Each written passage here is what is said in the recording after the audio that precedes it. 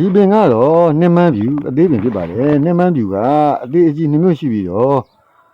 အကြီးမျိုးကိုအများအားဖြင့်နန်းနှင်းရှာဖို့ဆေးတွေမှာထဲတွင်အသုံးပြုကြတာဖြစ်ပါတယ်ဥနဲ့အပွင့်တွေကအစိတ်ကိုဖြစ်စေပြီးတော့အန်ရရှိဆိုင်တဲ့အတွက်ကိုအသုံးပြုမယ်ဆိုလို့ရှိရင်တော့တိုင်းတာချင့်ချိန်ပြီးတော့အသုံးပြုရမယ်ဆေးအပြင်မျိုးအစားဖြစ်ပါတယ်အစိတ်ပေါင်းဆေးပစ္စည်းတွေမှာပါဝင်ပြီးတော့နန်းနှင်းရှာဖို့ဆေးလို